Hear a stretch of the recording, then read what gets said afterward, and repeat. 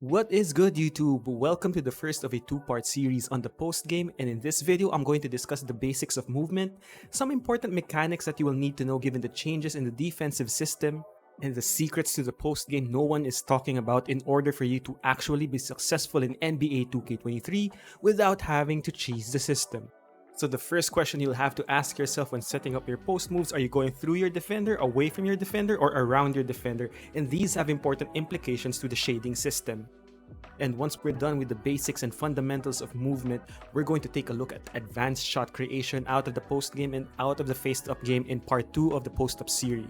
By the end of these two videos, I will have you making combos like the Joker and Embiid in order for you to dominate your opposition in the post.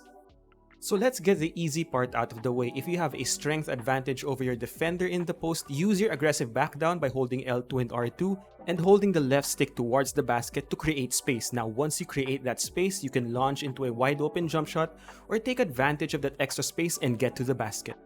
And you can also combo that physicality with your other post movement combos by taking advantage of your defender's willingness to bump you.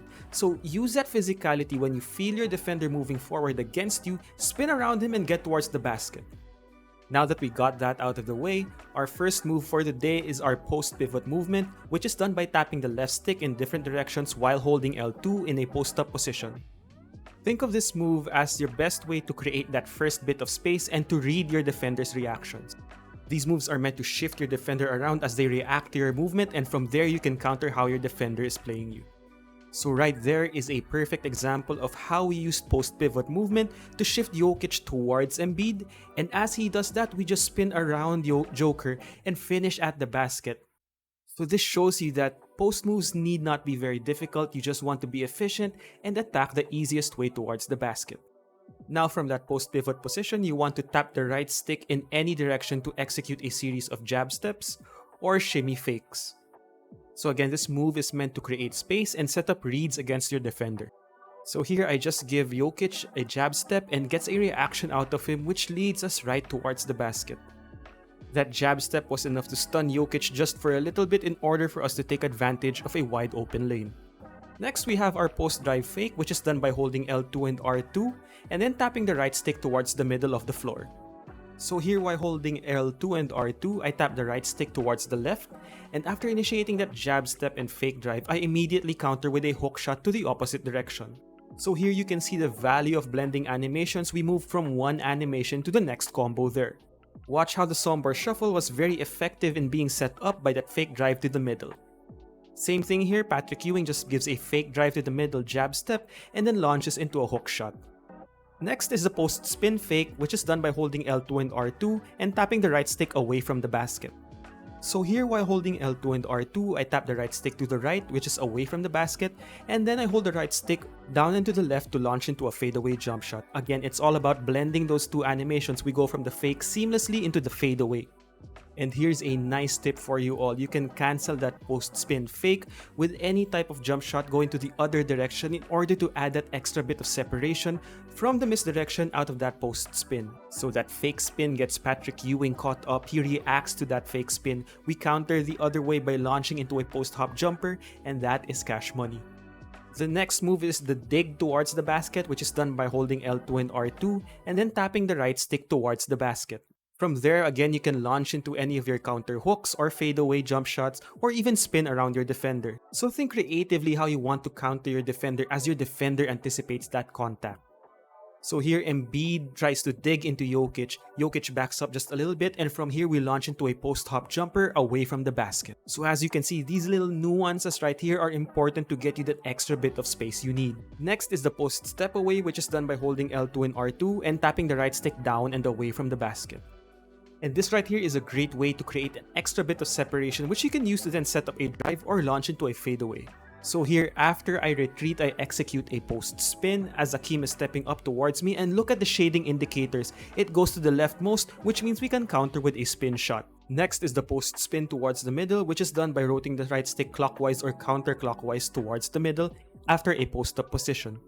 This move is great to shift your defender around to force them to shade you a certain direction. I also like to use this move to quickly drive around my defenders as soon as they catch the ball because they're not prepared for that quick action. So as soon as I received the ball, I rotated the right stick clockwise, headed towards the basket. I saw Oakley, so I initiated a counter fadeaway jump shot just to avoid that defender. Now rotating the right stick towards the baseline just gives you a post spin towards the baseline, which works similarly to the post drive spin. So once again, if your defender is overplaying you towards the middle, this is a great way to get around them and spin towards the baseline for a wide open dunk. So even before I catch the ball, I see Patrick Ewing overplaying me towards the middle. So what I do is I rotate the right stick counterclockwise, spin towards the basket, and that's an easy 2 points. Releasing L2 from the post-up position and holding the left stick to the left, to the right, or down and away from the basket will give you different options to disengage out of the post. This will result in you facing up towards the basket, and from there you can attack your defender with a jump shot if they give you space, or drive around them to get towards the basket. This is mostly just a setup move, but later on you will see why this is one of my favorite techniques, because when you combine this with another post move, you actually get different actions and different ways to create off the bounce out of the post-up position. And once you combine these face-up actions with your attack crossovers, for example, now you can explode much more aggressively towards the basket. While holding R2, tap the right stick up left, or up right towards your non-ball hand to execute an attacking crossover. So really what you want to do is combine all these different techniques. As you can see from this clip right here, I combined a shimmy with a post disengage towards the middle, force Jokic to move up towards me, and then explode to the basket for a wide open dunk. So now for a more advanced technique, now we're going to combine the post spin with the disengage towards the baseline or towards the middle by rotating the right stick, releasing L2, and then holding the left stick to the left if you're spinning towards the middle, or to the right if you're spinning towards the baseline. This gives you that nice hesitation movement which you can explode out of with your attacking crossover or combo into different kinds of shots. And as you can see here, that's exactly what we do against Nikola Jokic. We shift him one way, spin towards the baseline, launch into that hesitation move, and then cross him up. From there, because of the shading mechanic, we now have a wide open lane towards the baseline. You can also try holding the left stick in different directions. As you can see right there, we get a different kind of step back out of the spin, and that creates a lot of space that basically shakes loose Embiid from Nikola Jokic. From there, we could have hit a jump shot, but the help defense was there, so we move around our defenders and Jokic can't even catch up, so we have a wide open dunk. The next move is a post spin snatch back or step back, which is again great for creating that extra bit of space. So after rotating the right stick counterclockwise, in this case I hold the left stick to the right as I release L2 to hit that snatch back crossover dribble, which we can launch out of or launch into a jump shot. So again, in slow motion, I rotate the right stick counterclockwise while holding L2 and look at the left stick input. It's holding the left stick to the right.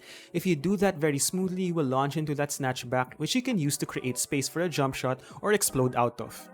Here I use that second option by combining this snatch back or step back with an attacking crossover, giving us a wide open reverse layup.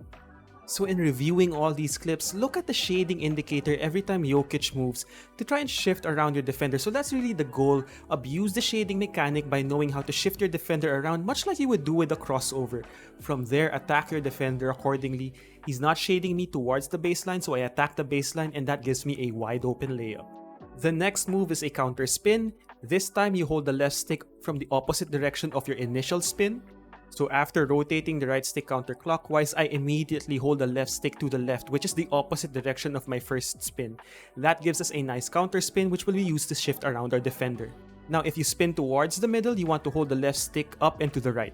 Again, this is a great way to move around your defender to shift his positioning defensively in order for you to attack a certain direction. So force reactions out of him and then spin a different direction in order to launch into an uncontested shot. So after our initial spin right here, Akeem is able to follow. So that's fine. We counter spin the other direction, and then look at the shading mechanic, it's at the rightmost of Ewing. From there, we launch into a spin attack for a wide open shot. So this is how you should think about setting your defenders up from the post. Shift your defender around and try to see how your defender is reading you. So that's it for the basics, but in part 2, which I think is going to be more exciting, but you're going to need to learn the fundamentals from part 1, is we're going to learn how to create shots out of advanced positions and advanced techniques in order to get us that extra bit of space we need to finish at the basket. Again, the nature of the post-up game is very difficult because contests are much easier because of the physicality and your proximity between the offensive player and the defender. So shifting your defender around, moving them around is really important to create that extra bit of space that you need. So watch out for part 2 guys, I hope you enjoyed this video and I'll see you in the next one. Peace.